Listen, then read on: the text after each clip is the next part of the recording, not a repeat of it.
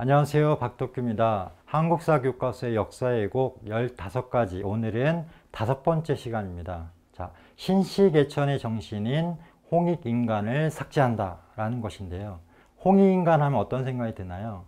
지금은 교과서에서 홍익인간이 많이 사실은 없어졌습니다. 그리고 단군조선에 대한 단군 영정도 없어졌고 또 마리산 참성단도 지금은 없어졌는데요. 불과 몇 년 전만 해도 한국사 교과서에는 단군 왕검의 영정이나 또 강화도 마리산 참성단이 있었는데 어느샌가 이것을 없애버렸습니다. 그런데 최근에 이 단군조선의 건국이념인 홍익인간을 삭제하려고 하는 그런 국회에 의원의 발의가 있었죠. 그래서 홍익인간 이념을 빼자라고 해서 정말 많은 사람들이 분노를 해서 이렇게 들고 일어나서 이것을 이제 백지화를 시켰습니다. 그런데 이 홍익인간이라는 것이 어떤 것이냐를 알아볼 텐데요. 먼저 건국 이념에 대해서 조금 우리가 알아야 될 것 같습니다. 건국 이념이라는 것은 그 나라를 세웠을 당시에 어떤 시조, 창업자들의 나는 이런 나라를 만들고 싶다, 이렇게 나라를 운영하고 싶다, 통치하고 싶다라고 하는 그 이념입니다. 예를 들면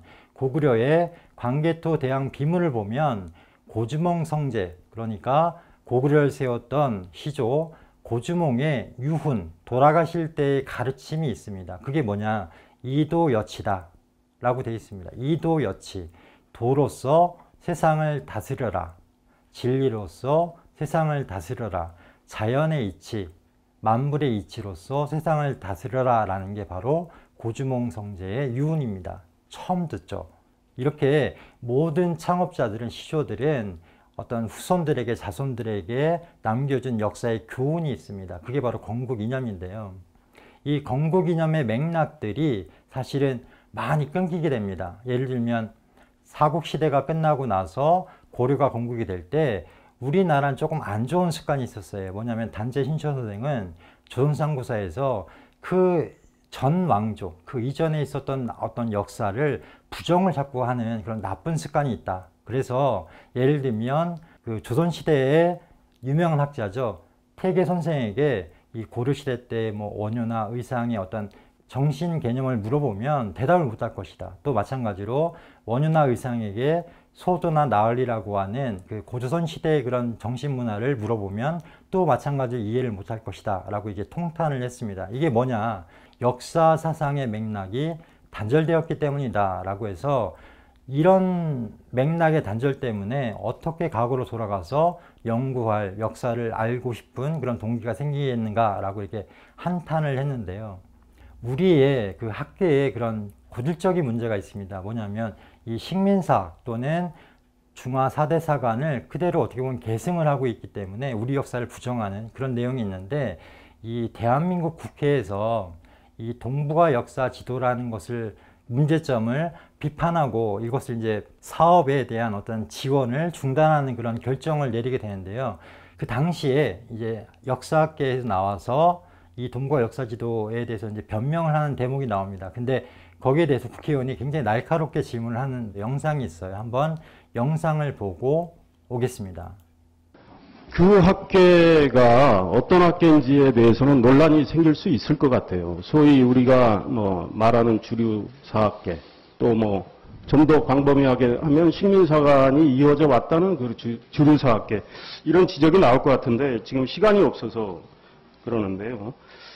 이 동북아 지도, 역사지도 편찬과 관련해서 2011년 7월에 한국 고대 역사지리 7차 토론회가 열렸죠. 네. 네, 교수님 계셨나요? 예, 있었습니다. 그때 이런 회의록에 이런 기록이 있습니다. 고조선, 중국 9년, 부여, 응무, 옥저, 동해의 역사지리에 관한 회의였죠.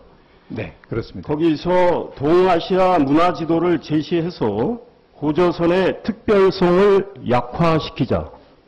이건 무슨 뜻입니까? 예, 말씀드리겠습니다.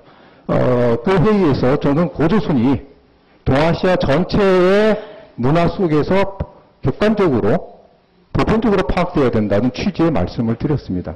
고조선만 따로 떼어서 고조선만 보는 것이 아니라 저희 지도가 동북아 역사 지도입니다. 동아시아 전체 속에서 고조선의 위치가, 위상이 평가돼야지 그것이 객관적이다.